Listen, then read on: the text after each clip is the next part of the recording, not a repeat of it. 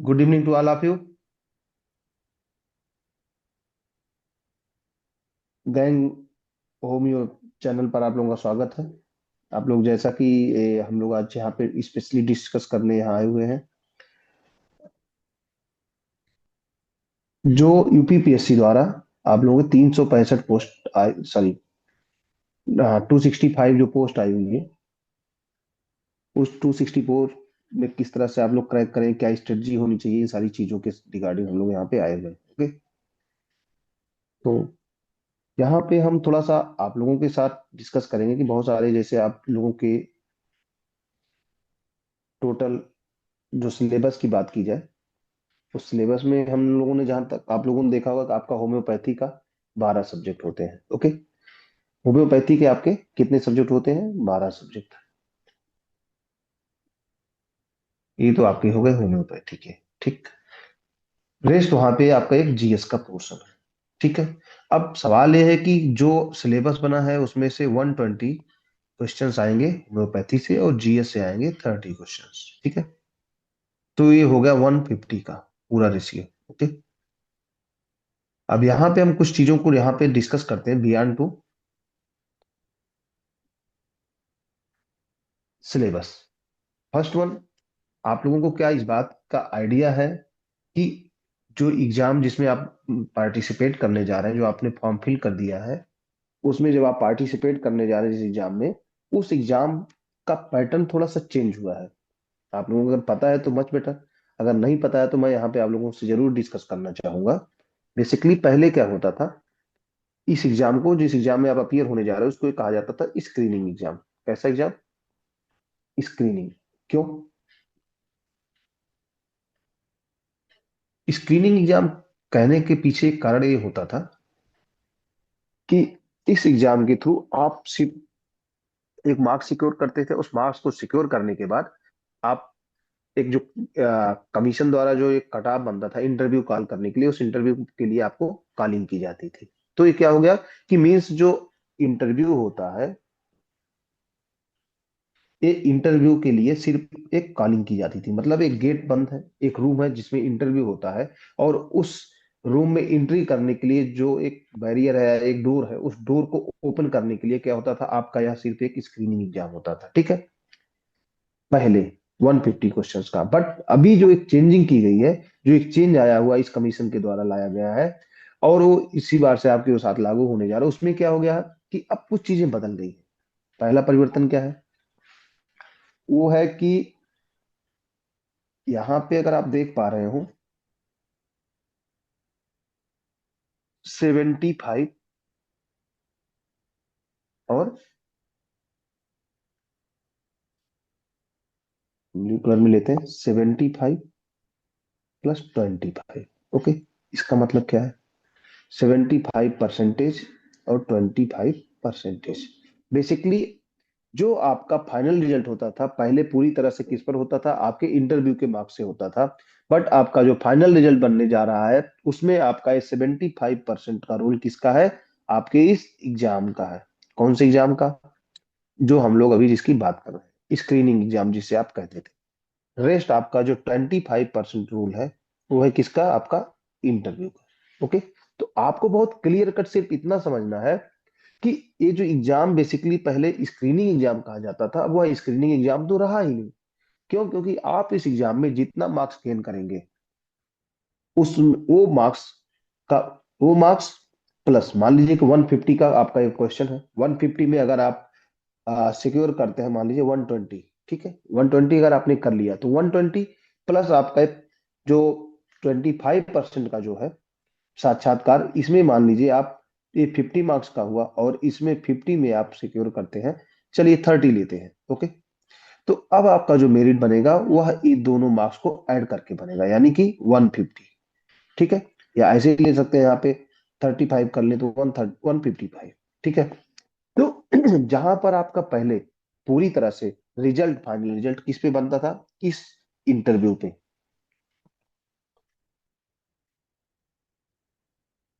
यहाँ green colour से लेते हैं, इस इंटरव्यू के मार्क्स से बनता था। ओके, कौन से? इस इंटरव्यू के मार्क्स से। ठीक है। 50 मार्क्स का अगर होता था, 50 मार्क्स का अगर इंटरव्यू होता था और आप उसमें 35 मार्क्स पाते थे, या जो भी जितना भी मेरिट कट ऑफ जो भी बनता होगा उसके अकॉर्डिंग आपका बनता था। और अभी यहाँ पे क्या है, अब यहाँ पे आपका रोल बढ़ गया किसका, स्क्रीनिंग का। क्यों? क्योंकि स्क्रीनिंग में आप जो भी मार्क्स गेन करोगे वो मार्क्स भी आपके फाइनल रिजल्ट में ऐड होगा। तो जस्ट इमेजिन कि अगर आप 150 में आपने 120 कर लिया, कितना, 120, और 120 आप यहाँ पे करके जा रहे हैं, ठीक है। 120 प्लस अगर आप इस 50 मार्क्स में से मान लिया आप सिर्फ 30 मार्क्स पाते हैं, ओके, और यहाँ पे 120, अब आप देखिए जरा, 150, 150 यानी कि 200 में 150 मार्क्स अगर आप पा रहे हो तो 75% मार्क्स है। और ये 75% मार्क्स कहाँ है, आपको सिलेक्शन से कभी भी बाहर होने ही नहीं देगा। कुछ भी हो जाए, इससे ज्यादा कट ऑफ कभी भी नहीं जा सकती है, ओके। मींस अब इसमें रोल किसका है सबसे ज्यादा, आपके स्क्रीनिंग का है, ओके। अब जरा एक और इसे हट के थोड़ा इमेजिन करते हैं और आगे बढ़ते हैं। अब यहाँ पे जो 120 है आपका, यानी जो आपका स्क्रीनिंग का एग्जाम, अगर उसमें मान लीजिए आप यहाँ पे 80 मार्क्स, 80 क्वेश्चन करते हैं, ठीक है, और आप इंटरव्यू में मान लीजिए 40 मार्क्स, वैसे 40 तो 50 में कभी मिलेगा नहीं, चलिए 35 रखते हैं, ठीक है, 35 इंटरव्यू का मार्क्स, ओके। अब क्या हो गया आपका, 511, 115, ठीक है, ये मान लीजिए आपने गेन किया। वहीं पे आपके एक साथ का भी कोई कोई अनर कैंडिडेट, अगर वो यहाँ पे जस्ट इमेजिन को वो सिक्योर करता है रिटर्न में आपका 110, ठीक है, इंटरव्यू में मान लीजिए सिर्फ 30 पाता। अब जस्ट इमेजिन, या 110 भी नहीं, 100 कर लो, ठीक है, अब उसका कितना हो गया, 130 मार्क्स। तो अब देखिए फाइनल रिजल्ट में कौन आगे है, ये आगे है। क्यों? क्योंकि इसने 130 मार्क्स टोटल सिक्योर किए, जबकि आप इंटरव्यू में आपने 35 मार्क्स गेन किए, फिर भी आप यहाँ पे आपका रिटर्न में कम है, इसलिए अब आप 115 में लगे। अगर कट ऑफ 120 पे जा रही है तो आप बाहर है, यह बंदा सिलेक्टेड है, ओके। तो इतना सा ही सिर्फ रोल है, इसको समझना है कि स्क्रीनिंग एग्जाम्स के अब वैल्यू स्क्रीनिंग एग्जाम का बहुत ज्यादा बढ़ गया है, ओके। और बेसिकली मैं कहूं अपनी इनसे कि अब इस एग्जाम को स्क्रीनिंग एग्जाम कहना ही गलत होगा, ठीक है। यह आपका होम्योपैथी मेडिकल ऑफिसर का एग्जाम अब इसे कहा जाना चाहिए, स्क्रीनिंग एग्जाम का इसको नाम देना ही गलत होगा, ओके। तो ये मेरा अपना परसेप्शन है, इतना मैं कहना चाहता हूँ, ओके। ठीक है, ये तो बात हो गया थोड़ा सा जो पैटर्न चेंज हुआ है। बेसिकली मैं ये पैटर्न सिर्फ आपको इसलिए समझाना चाहता हूँ कि इसके थ्रू आप क्या समझना चाहें, क्या समझ पा रहे होंगे। इसके थ्रू सिर्फ आप ये समझ रहे होंगे कि किस तरह से चीजें परिवर्तित हुई हैं, ओके।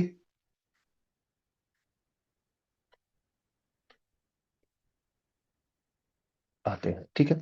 परिवर्तन आप समझ रहे होंगे कि पहले जो होता था, जो आप जो एग्जाम यहाँ पे दे रहे हैं, जिसके लिए अभी हम लोग आप यहाँ पे चर्चा कर रहे हैं, डिस्कस कर रहे हैं, उस एग्जाम का रोल आपके फाइनल रिजल्ट में क्या होता था, 0, ठीक।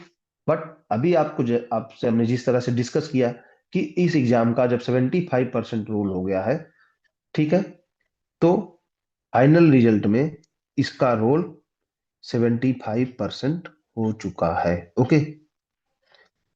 इसलिए अब हमें जरूरत है कि इस एग्जाम को सिर्फ क्वाली स्क्रीनिंग यानी क्वालिफाइंग की तरह ना लेके बल्कि सीरियस होने की। तो अगर सीरियस होने की जब जरूरत की बात आती है तो वहां पे हमें क्या जरूरत पड़ती है कि हम चीजों को थोड़ा सा क्या करें, ज्यादा फोकस कर लें, किस पे, रिटन पे। रिटन पे फोकस करने का मतलब कि आप जो तैयारी कर रहे होंगे, अब यहाँ पे अगर बात करें तो आते हैं कहाँ पे, इस तरह से देखिए कि आप का सिलेबस पे, ठीक है। मान लीजिए आपके होम्योपैथी में 12 सब्जेक्ट थे, 12 में से आपके 120 क्वेश्चन आते थे, जीएस से 30 क्वेश्चन, यही पैटर्न है, अभी भी यही होने जा रहा है ना। तो अभी पहले क्या होता था, जब स्क्रीनिंग सिर्फ एग्जाम होता था तो आप लोग क्या करते थे, सिर्फ इस पर फोकस करते थे, कहाँ पे, होम्योपैथी पे मान लीजिए फोकस करते थे। उसमें से भी कुछ कोर एरिया होता था, क्योंकि तब आपका कंसर्न सिर्फ क्या होता था कि आपको सिर्फ स्क्रीनिंग एग्जाम को क्लियर करना होता था, और स्क्रीनिंग एग्जाम करके सिर्फ एंट्री करना होता था, फाइनल रिजल्ट कोई नहीं, रोल नहीं होता था। तो आपको एक ये आप ये मान के चलते थे, मुझे 100 to 10 के आसपास रहना है ना। कितना रखना है, 100 to 10 या 90 to 10। मुझे नहीं लग रहा कि इससे ज्यादा कुछ कट ऑफ जाती होगी 90 to 10 स्क्रीनिंग में, है ना। आप लोग रिजल्ट देखा होगा आप लोगों ने, जैसा कि सर ने मुझे बताया गंगवार सर ने, कि कुछ इसके आसपास ही सर रहती है। ठीक है, तो ये हो गया 90 to 10। 90 to 100 मैक्सिमम बहुत ज्यादा जाएगी तो। लेकिन अब सवाल ये है कि क्या अभी भी इसका ऐसे ही चल रहा है। जब ये तो हाँ, यहाँ पे एक बात और लेते हैं कि अगर आप 90 to 100 जब बनाना होता था तो आप जीएस पर कोई फोकस नहीं करते थे। 120 में भी आप कुछ चीजों पर फोकस करते थे, कुछ चीजें आप स्किप कर जाते थे। जैसे मान लो कि आपका साइको है, साइको से 6 क्वेश्चन आ रहे हैं, या मान लो आपका सर्जरी है, वहां पे 6 क्वेश्चन आ रहे हैं, है ना। तो इस तरह जो छोटी छोटी चीजें होती हैं जो 2-4 मार्क्स की होती हैं, आप लोग उसको हो सकता है स्किप करते रहो। या एफएमटी हो गया, एफएमटी में सिर्फ 4 मार्क्स के आते हैं, 4 क्वेश्चन का रेशियो देखा गया, तो आप लोग उसको शायद स्किप करते रहोगे। या मान लीजिए फार्मेसी ही ले लो, फार्मेसी से मान लीजिए 15 से 20 क्वेश्चन है, लेकिन उसमें भी आपने देखा होगा कि कुछ कोर एरिया है जहां से मैक्सिमम क्वेश्चन मिल जाएंगे, बट कुछ ऐसा एरिया जहां से कि 2 से 3 क्वेश्चन मिलते हैं, आप उसको स्किप करते रहोगे। बट अब स्किप करने से काम आपका नहीं चलने वाला है। सेम चीज हम लोग डिस्कस करते हैं जीएस पर। आप पहले 30 क्वेश्चंस के इस जीएस पे आप क्या करते थे, शायद बिल्कुल नहीं फोकस करते रहे होंगे। आपको लगता होगा 30 में से 5 क्वेश्चन के आसपास हम बना लेंगे, 25 छोड़ देते हैं। क्यों? क्योंकि हमको तो यहाँ से 90 से 100 के बीच में रखना है ना। तो 25 आप यहाँ पे, मैं मैक्सिमम मैं चैलेंज तो नहीं कर सकता हूँ, लेकिन इतना मैं जानता हूँ कि आप 5 क्वेश्चन बना पाते होंगे, उससे ज्यादा। तो 25 आप छोड़ के जाते थे, क्योंकि आपको लगता था इतने कोई जरूरत नहीं। क्यों? क्योंकि आपको तो 90 में आना था, आपको स्क्रीनिंग में जाना था। लेकिन अभी क्या है, अब तो चीजें बदल गई हैं। अब चीजें बदल गई हैं, तो बदलाव के क्रम में हमें ये भी देखना है कि ये जो 30 क्वेश्चन है, इस 30 क्वेश्चन में से ये जो 30 क्वेश्चन अभी हम लोगों ने चर्चा किया जीएस का, 30 क्वेश्चन, इसमें भी हमें मैक्सिमम बनाने हैं। कितने बनाने हैं? मैक्सिमम। क्यों? क्योंकि अभी हमारा मार्क्स जो है, जो भी हम यहाँ पे क्वेश्चन सही करेंगे, वो हमारे फाइनल रिजल्ट में जुड़ने जा रहा है। अगर आप नहीं बनाएंगे तो कोई दूसरा बना रहा होगा, और फिर आप वहां पे पीछे छूट जाएंगे। इंटरव्यू में आप कितना कर लेंगे? 50 में से 35, 40 मार्क्स से ज्यादा मिलना नहीं है। तो आपके पास कहाँ है स्पेस? आप रिटन एग्जाम में, यानी कि 150 क्वेश्चन के जो आपके रिटन एग्जाम है, जो भी स्क्रीन इसको एग्जाम कर लो, एमसीक्यू वाले एग्जाम जो है, इसमें कितना ज्यादा से ज्यादा आप गेन कर सकते हो। और ज्यादा से ज्यादा गेन करने के लिए ये जरूरी है कि आप लगभग सारे पोर्शन पर काम करो।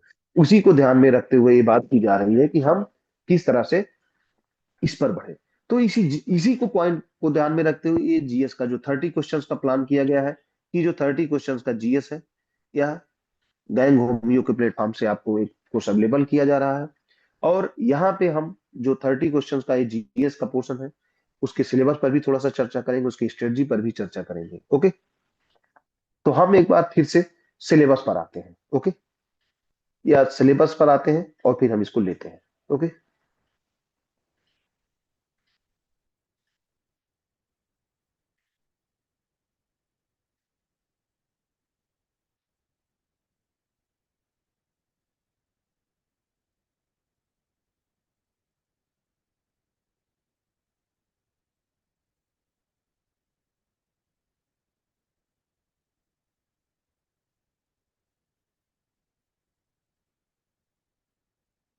Just wait.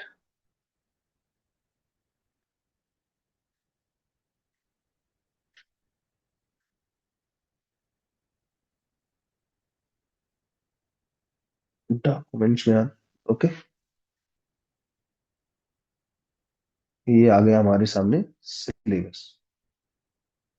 ओके, तो ये आप अगर सिलेबस आप लोगों को दिख रहा होगा, तो यहाँ पे आपका होम्योपैथी से रिलेटेड है।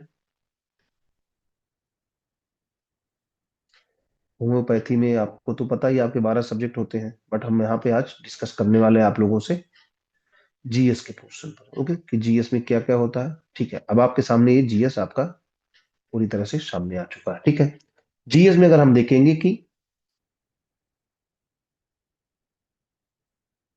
ये है पहला, अगर आप लोग हिंदी को समझ पा रहे हो, आई थिंक मोस्टली लोग हिंदी को समझते ही होंगे, ऐसा कुछ नहीं है। बट हम जो भी चर्चा आप लोगों से करेंगे, जो भी डिस्कस होगा हमारा, ऐसा कुछ भी नहीं होने जा रहा है सिर्फ प्योर हिंदी होगा या प्योर इंग्लिश होगा। ये बहुत लैंग्वेज में होगा, ट्रांसलेटेड भी होगा। चीजें अगर जहाँ पे आपको नहीं समझ में आई, आपको पूरा स्पेस दिया जाएगा कि आप चीजों को समझें। क्योंकि देखिए, हमारा मोटो ये नहीं है कि आपको सिर्फ ज्ञान दे के चले जाना। हमारा मोटो ये है कि आप मैक्सिमम क्वेश्चंस, ज्यादा से ज्यादा क्वेश्चन आप अटेम्प्ट कर पाए, और अल्टीमेटली अपना फाइनल सिलेक्शन सिक्योर कर पाए। मींस जो 265 सीटें हैं उसमें से एक सीट वो आपकी सिक्योर हो पाए। ठीक। तो इसलिए यहाँ पे हिंदी इंग्लिश जैसा कुछ भी नहीं रहेगा। जब तक आप नहीं समझेंगे तब तक चीजें आगे नहीं बढ़ेंगी। ठीक है। फर्स्ट वन, अगर जीएस में आप देख रहे होंगे कि जो हमारा पहला टॉपिक है, फर्स्ट टॉपिक, भारत का इतिहास एवं भारतीय राष्ट्रीय आंदोलन। अगर हम इसको इंग्लिश में देखें,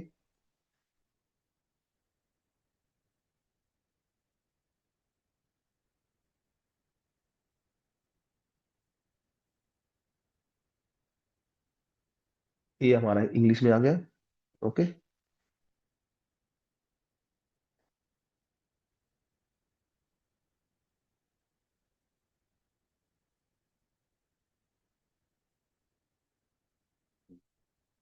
history of India and Indian national movement, first topic, जिसमें कि हम पूरा इंडियन हिस्ट्री के बारे में, ancient, medieval and modern, but पढ़ना हमें, बट हमें मॉडर्न इंडिया में जो इंडियन नेशनल मूवमेंट, अगर आप देख पा रहे हो तो इंडियन नेशनल मूवमेंट सीधी सीधी यहाँ पे डिस्कस किया गया, मेंशन है। तो हमें मोस्टली फोकस करना इंडियन नेशनल मूवमेंट में, क्योंकि क्वेश्चंस, मैक्सिमम क्वेश्चंस यहाँ से आते हैं। बट हमें कुछ भी छोड़ के नहीं जाना है, पढ़ना सब कुछ है। क्योंकि अभी हमने आपसे डिस्कस किया कि 30 क्वेश्चन में से हमें कोशिश करना है कि एनी हाउ 25+ क्वेश्चन बनाए जाए। कितने बनाए जाए? 25+। ठीक है। 30 में से 25+। ठीक है। अब 25+ बनाने के लिए जाहिर सी बात है कि हमें एफर्ट करना होगा। इतना आसानी से चीजें नहीं होने जा रही, इसलिए हम किसी सिलेबस के हर पॉइंट को टच करेंगे, आपसे अच्छे से डिस्कस करेंगे। ठीक। ये हो गया हमारा हिस्ट्री ऑफ इंडियन हिस्ट्री। फिर सेकेंड वन, यहाँ पे अगर आप देखेंगे, इंडिया एंड वर्ल्ड ज्योग्राफी। ठीक है। ये बेसिकली ज्योग्राफी का पोर्शन है, जिसमें Indian geography, world geography, census, फिर फिजिकल, सोशल, इकोनॉमिक, ज्योग्राफिकल बातें की जाएगी, जिसमें बेसिकली क्या होता है, रेन का पैटर्न कैसे होता है, सॉइल कैसे है, वेजिटेशन कैसा है इंडिया का और वर्ल्ड का, है ना। जहां से भी क्वेश्चंस आते हैं वो हमारा काम है, हम कहाँ से चीजों को करेंगे वो कवर अप कराना मेरा काम है। आप लोगों को बस हमारे साथ जुड़ के चीजों पर आगे से आगे बढ़ते जाना है। जो हम बताएंगे आपको समझना है, और चीजों को कैरी करना है, डाइजेस्ट करना कुछ कुछ चीजों को, जिससे एग्जाम में आप उसे रख पाए, समझ पाए, उसके थ्रू आप एनालिसिस कर पाए। Okay. Next one, Indian polity and governance, constitution, political system, Panchayati Raj, public polity, rights and issues. Okay. तो यहाँ पे हम बेसिकली जो, ये जो आपका स्ट्रक्चर है, पॉलिटिकल सिस्टम है बेसिकली, जो हम देखते हैं, जैसे अभी आप लोग सुने होंगे कि मतलब अपोजिशन पार्टी द्वारा ये लगातार ब्लेम किया जा रहा है कि जो अभी जो रूलिंग पार्टी है वो कॉन्स्टिट्यूशन का क्या कर रही है, कॉन्स्टिट्यूशन की हत्या की जा रही है ना। बट ऐसा कुछ भी नहीं है। चीजें है नहीं है क्या है, वो हमारा रेलिवेंट कंसर्न, वो हमारा कंसर्निंग पॉइंट नहीं है।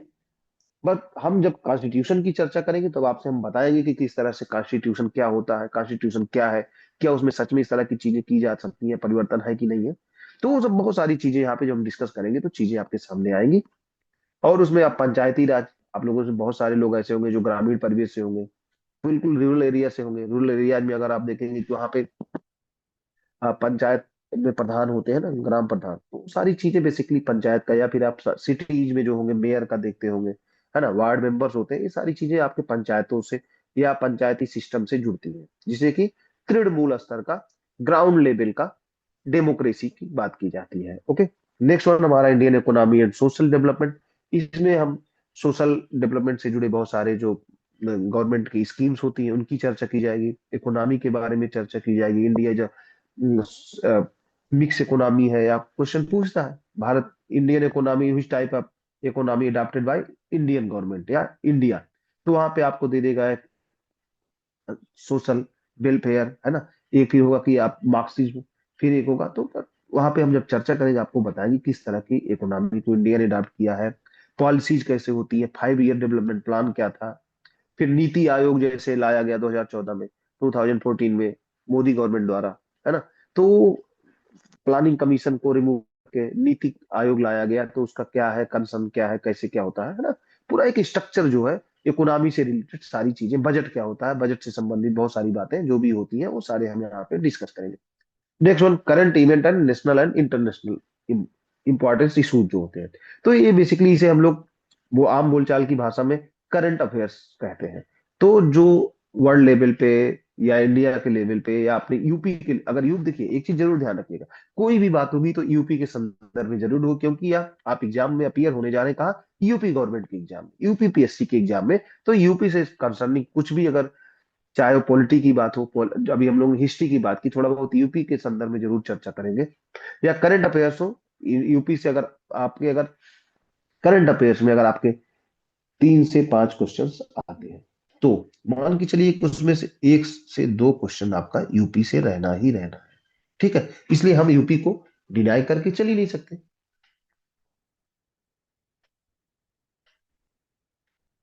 ओके, तो ये हो गया हमारा करंट अफेयर्स। फिर आ गए इंडियन एग्रीकल्चर पे। इंडियन एग्रीकल्चर हम लोग जानते ही हैं, भारत एक क्या है, कृषि प्रधान देश है ना।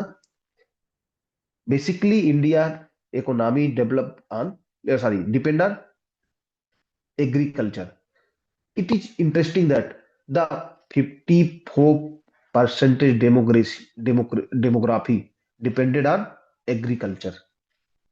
सोचिए, 50% से ज्यादा लोग, इंडिया के 50% से ज्यादा लोग आज भी किस पर डिपेंड है, एग्रीकल्चर पर। तो ये कंसर्निंग सब्जेक्ट तो हमेशा से रहेगा, इसलिए आपके सिलेबस में इंडियन एग्रीकल्चर है। और इस एग्रीकल्चर के रिगार्डिंग बहुत सारी चीजें, जो भी क्वेश्चन जहां से बनते हैं हम लोग उस पर चर्चा करेंगे। ऐसा नहीं है कि आपसे पूछेगा कि जो वेजिटेबल में मान लो पैडी है या फिर व्हीट्स है, इसका क्या कंसर्निंग है, कहाँ पैदा होते हैं, कहाँ नहीं होता है, क्या टेम्परेचर होता है, कितना रेन चाहिए, ये सब छोटा छोटा चीजें, कुछ कुछ चीजें पूछता है। या फिर आपसे पूछता है कि ये इसके डेवलपमेंट से संबंधित जो इंस्टीट्यूशंस होते हैं, जैसे वेजिटेबल का इंस्टीट्यूशन कहाँ पे है, शुगर केन डेवलपमेंट का इंस्टीट्यूशन कहाँ पे है, या फिर पोटैटो का रिसर्च सेंटर कहाँ पे है ना। तो ये सब एक इंस्टीट्यूशंस होते हैं, यहाँ सबसे भी क्वेश्चन पूछता है। तो इंडियन एग्रीकल्चर के रिगार्डिंग जो भी चीजें होंगी हम सब यहाँ पे हम लोग डिस्कस करेंगे, बेसिकली जो इंपॉर्टेंट चीजें होंगी। Okay, Indian agriculture. Next one आता है हमारा ये जनरल साइंस। जनरल साइंस में मेरा अपना प्लान हमेशा से, जब भी हम आप लोगों को पढ़ाते हैं, स्पेशली डॉक्टर्स को या भी जो साइंस बैकग्राउंड के लोग होते हैं, तो उनसे हम बहुत ज्यादा जनरल साइंस के संदर्भ में कम, मतलब स्पेस कम देते हैं। ऐसे आप सिलेबस देख रहे होंगे तो वन, मुझे लग रहा है कि लगभग 25 तो नहीं, लेकिन 20% सिलेबस का पार्ट दिख रहा है ना, ऑन स्क्रीन भी दिख रहा होगा। बट ऐसा है नहीं, साइंस में बहुत सारी चीजें आपको आती है, बट जो इंपॉर्टेंट चीजें होती हैं, जैसे विटामिन, डिजीज, आपको पता है, लेकिन फिर भी हम कुछ कुछ वो वाले कंसर्निंग सब वो चीजें हम टच करेंगे। बायो में तो आप लोगों को बिल्कुल पता होगा, रिस्पिरेटरी सिस्टम में आपको क्या पढ़ाऊंगा, हार्मोन्स में आपको क्या ही पढ़ाऊंगा, है ना, तो आपको बेटर पता है। लेकिन फिर भी हम जो जो इंपॉर्टेंट इंपॉर्टेंट चीजें हैं उसको हम एक बार चर्चा करेंगे। लाइपेज कहाँ पे आता है आपका, ग्लूकोज कहाँ से ग्लाइकोन में चेंज हो जाता है, या फिर आप जैसे कहा जाता है कि भाई वो शुगर की बीमारी में क्या होता है, पैंक्रियाज प्रॉपर वर्क करता है कि नहीं करता है, या फिर कहाँ से आपका पैंक्रियाज कहाँ पे होता है, पैंक्रियाज में क्या क्या होता है, ये सब बहुत सारे ऐसे ऐसे हार्मोन्स और इस तरह की चीजों से क्वेश्चंस पूछते हैं। वो अब थोड़ा बहुत जो भी लगेगा वो हम यहाँ पे जरूर डिस्कस करेंगे, क्योंकि हमारा मोटो क्या है, आपका फाइनल सिलेक्शन कराना। हमारा मोटो ये नहीं है कि आपको एंट्री कराना, मतलब वो इंटरव्यू के दरवाजे पे आप एंट्री कर जाओ, नो। हमारा मोटो है, यानी गैंग होमियो का सिर्फ एक ही वो है कि किस तरह से आपका फाइनल सिलेक्शन हो। ओके, लास्ट वन एक बचता है हमारा elementary mathematics up to class 10 level. देखिए क्लास 10 लेवल का तो मुझे लग रहा है आप लोगों में से जितने लोग हैं सारे लोगों ने क्लास 10 लेवल की मैथ को पढ़ा है, स्पेशली उसमें अर्थमेटिक, अलजेब्रा एंड जियोमेट्री। तो देखिए वहां यहाँ पे मैं बहुत आप लोगों को ऑनेस्टली बताऊंगा कि अगर मैं आपको जियोमेट्री पढ़ाऊं, अलजेब्रा पढ़ाऊं, तो वो नहीं संभव है और ना आप उसको कर पाएंगे। 2 से 3 क्वेश्चन की यहाँ पे पॉसिबिलिटीज है, कितनी, 2 से 3 क्वेश्चन। और 2 से 3 क्वेश्चन में अगर अलजेब्रा और ज्योमेट्री आती है तो वो आप कर भी नहीं पाएंगे, ना मैं आपको पढ़ा पाऊंगा, उसके लिए बहुत लंबा समय चाहिए। बट मैथ में जो एक कंसर्निंग और स्पेसिफिकली अगर देखा जाए तो ऐसे आप लोगों के पेपर में या इस तरह के जहां भी कमीशन द्वारा जहां भी, जैसे अभी एक एलटी का एग्जाम लगातार चल रहा है कमीशन द्वारा, तो वहां पे भी 150 क्वेश्चन के होते हैं, 120 कंसर्निंग सब्जेक्ट का होता है, प्लस 30 क्वेश्चन जीएस के होते हैं। तो सेम चीज आपका भी है। तो यहाँ पे क्या होता है, जहां पे 30 क्वेश्चन का मार्जिन रखता है जीएस के लिए कमीशन, वहां पे जो मैथमेटिक्स का पूछता है पोर्शन, बेसिकली वहां पे क्या होता है, percentage, interest, compound interest, general interest, ratio, है ना, या फिर कभी कभी सर्कल दे देगा, सर्कल का मीटर डायमीटर, इस तरह की चीजें, बहुत सिंपल सी चीजें जो पूछता है, उसी पे हम लोग थोड़ा सा डिस्कस कर लेंगे, जिससे अगर वो भी कुछ आता है तो बिल्कुल भी बाहर ना जाने पाए। ओके, तो ये हो गया पूरा सिलेबस की चर्चा। अब हम यहाँ पे थोड़ा सा और डिस्कस करेंगे कि किस तरह से हम यहाँ पे चीजों को करेंगे।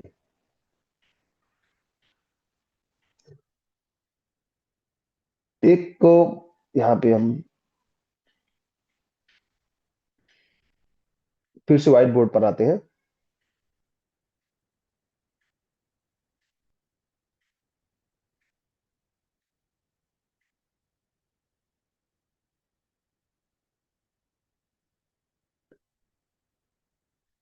ठीक है, जैसे कि सर ने बताया भी होगा या आगे आपसे डिस्कस भी किया जाएगा कि देखिए, एग्जाम का जहां तक होने की पॉसिबिलिटीज है वो सितंबर लास्ट तक है। कब तक है? सितंबर लास्ट। ओके, अगर सितंबर लास्ट में एग्जाम है तो आप मान के चलिए कि अभी आपकी क्लास स्टार्ट हो जाएगी तो लगभग 30 वीक, कितने वीक, 30 वीक आपके पास है। ओके, और इस 30 वीक में हमारी क्लासेज जो होंगी 4 डेज की क्लासेज होंगी। कितने डेज की? 4 4 डेज की क्लासेज होंगी, और 1 आवर की क्लास। कितने आवर की?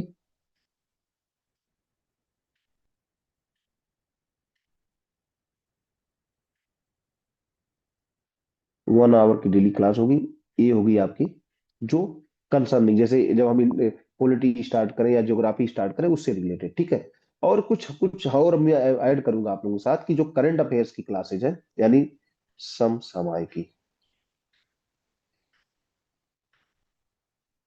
समसामयिकी की जो क्लास है, इसको मैं देखूंगा अपने हिसाब से कि कैसे क्या हो सकता है कि हम वीकेंड में किसी दिन आ जाएं इसके साथ, या फिर डेली 2-4 मिनट का, मतलब एक लास्ट में जाते जाते एक टच कर लिया, या 2-4 क्वेश्चंस हम लोग ले लें, है ना। ये भी एक देखिए तरीके दो हैं। बेसिकली देखिए, समसामयिकी पर बहुत ज्यादा फोकस नहीं करना, लेकिन अगर 5 क्वेश्चंस आ रहे हैं तो हमें छोड़ना भी नहीं है, क्योंकि उसमें गेम से भी क्वेश्चंस आता है, इंटरनेशनल नेशनल इशूज भी आते हैं, है ना। तो कुछ भी नहीं छोड़ना है। इसलिए हमारी कोशिश होगी कि हम कोशिश करेंगे कि जब हमें लगेगा कि कुछ 3-4, मतलब 4 डेज की क्लास हो गई, तो उसी 4 डेज में लास्ट दिन में या जिस दिन लगेगा कि क्लास थोड़ा सा उबाऊ हो रहा, तो उसको हम लोग एक इजी वे में ले जाने के लिए, चीजों को इजी बनाने के लिए समसामयिकी की टॉपिक को भी यहाँ पे हम कवर अप करेंगे, ठीक है। अगर देखिए वो एक स्ट्रेटजी बनाई जाएगी किस तरह से आप लोग कैसे कैरी कर पाएंगे, अगर डेली संभव हुआ तो डेली 1-2 क्वेश्चन हम ले लेंगे। मतलब डेली की मीन्स ये जो 4 डेज का आपका क्लास होगा, तो हो सकता है कि यहाँ पे हम 5 to 10 मिनट का, हम 5 to 10 मिनट का एक ले लें, ठीक है।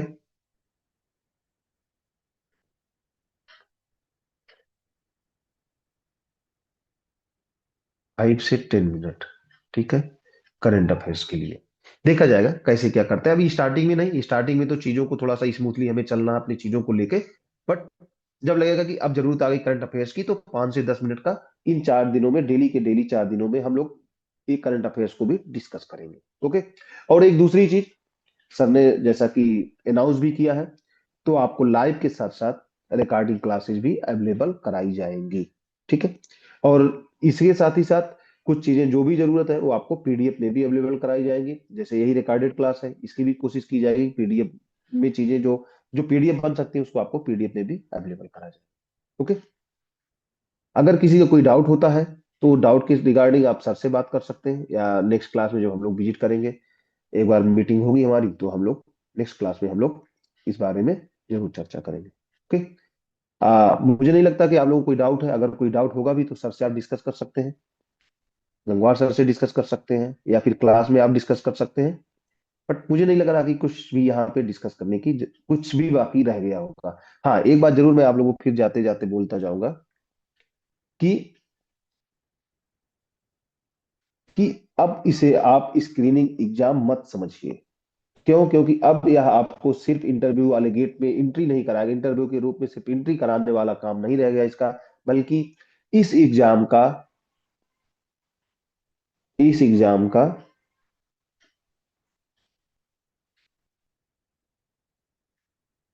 7, सॉरी, रेड लेते हैं।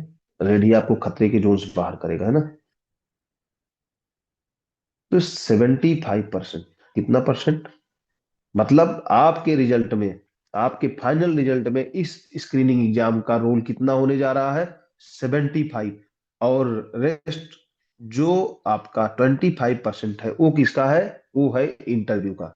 ठीक है, इंटरव्यू का, जो कि पहले 100% रोल करता था, लेकिन अब इंटरव्यू का रोल 25% हो गया है और स्क्रीनिंग एग्जाम का 75%। इसलिए आपको कोशिश करके यहाँ पे ज्यादा से ज्यादा क्वेश्चंस बनाने हैं, ज्यादा से ज्यादा मार्क्स गेन करने हैं। अगर आप यहाँ पे बहुत अच्छा परफॉर्मेंस कर लेंगे तो यहाँ पे आपको इंटरव्यू में ज्यादा टेंशन पेन लेने की जरूरत ही नहीं है। क्यों? क्योंकि मिनिमम अगर 50 मार्क्स का यह इंटरव्यू होने जा रहा तो उसमें से आपको 20 मार्क्स तो मिलना ही मिलना है, 20 से माइनस कम नहीं दिया जाता। तो इसलिए एक बार मैं फिर से आपको बोलूंगा कि स्क्रीनिंग एग्जाम में ना सिर्फ जीएस के 30 क्वेश्चन पर फोकस करिए, बल्कि आपके होम्योपैथी के जो 120 क्वेश्चन के हैं उसमें से अगर आपका एफएमटी 4 ही क्वेश्चन का है तो उसको भी फोकस करिए। सर्जरी 6 क्वेश्चन का आता है, उस पर भी फोकस करिए। कुछ ऐसे टॉपिक जो आप छोड़ के चले जाते हो उस पर भी फोकस करिए। क्यों? क्योंकि अगर आप उसे छोड़ोगे तो आप मिस करोगे कि 1-2 क्वेश्चन से आप बाहर ना हो जाओ। ओके, तो बस यही स्ट्रेटजी रहनी चाहिए आप लोगों की। और नेक्स्ट अगर कुछ जो भी हम किस तरह से आगे बढ़ेंगे, कैसे सिलेबस पर चर्चा करेंगे, ये सारी बातें हम नेक्स्ट क्लास में स्टार्ट करेंगे। तो okay, thank you, thank you so much.